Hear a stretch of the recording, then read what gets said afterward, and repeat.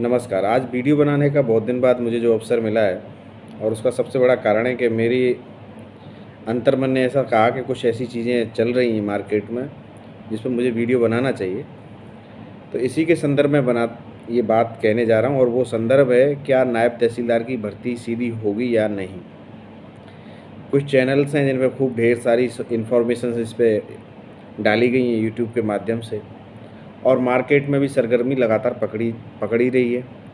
और दूसरी तरफ आरएएस की वैकेंसी के बारे में भी लगातार अखबारों में भी जिस तरीके से चर्चा चल रही है, और हवाओं में भी खूब सारी सरगर्मी है। तो ऐसी स्थिति में बात करना चाहता हूँ कि जो नायब तहसीलदार की जो सीधी भर्ती की जो बात चल रही है ना मार्केट में, तो अभी यदि गहराई से देखा जाए और संदर्भों को समझा जाए तो जिन बिंदुओं की बात की जा रही है, पहली बात तो है कि राजस्व विभाग को कुछ अभ्यर्थना भेजनी होती है। वो हर विभाग अभ्यर्थना भेजता है। राजस्थान सरकार की ये कार्य प्रणाली है कि जिन जिन विभागों में वैकेंसीज खाली होती हैं उन विभागों से अभ्यर्थना मांगते हैं, जिसके माध्यम से रिक्त पदों पे नियुक्तियां की जा सकें, जिसके लिए एक प्रोसेस चालू की जा सके।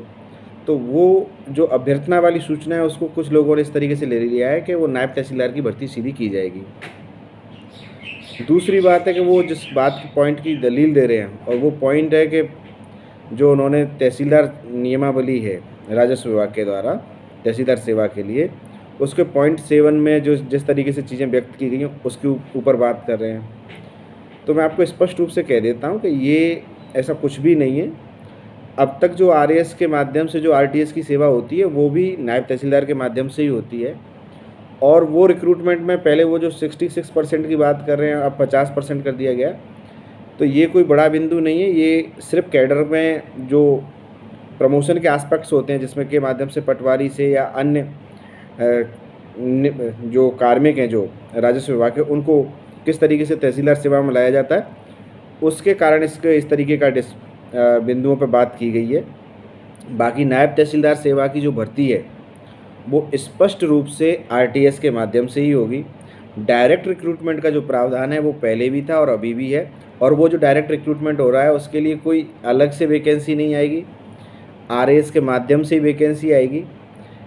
और आपको इस बात को समझना भी चाहिए कि जहां सब इंस्पेक्टर परीक्षा जो अब तक अलग हो रही थी उसको भी आरएएस के माध्यम से लाने की अभ्यर्थना या प्रस्ताव लगातार सरकार के पास पेंडिंग है, और सरकार उस पर विचार कर रही है।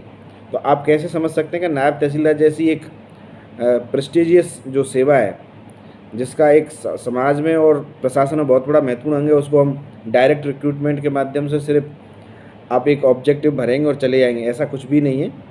ये आरएएस के माध्यम से ही होगी, और यही है कि और आप किसी के बहाने में ना आए, आप आरएएस के सिलेबस पे ध्यान दें, और ये आप लकी होंगे कि आप आरटीएस के पीछे आरएएस बन जाएं और अन्य सेवाओं में जो भी अन्य डिजायर्स हैं उनमें चले जाएं।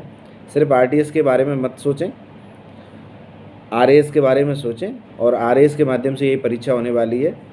और ये मैं जो बात कह रहा हूँ, हालांकि मैं इसके लिए कोई प्रवक्ता नहीं हूँ, पर लेकिन मैं ये जो ज्ञान आसपास जितना भी चल रहा है ना, उस ज्ञान में थोड़ा सा एक महत्वपूर्ण जो शब्दावलियाँ होती हैं या जो महत्वपूर्ण क्वेश्चंस होते हैं उनको कुछ विभागीय अधिकारियों के माध्यम से जान के समझ के गहराई से तब मैं बात कर रहा हूँ।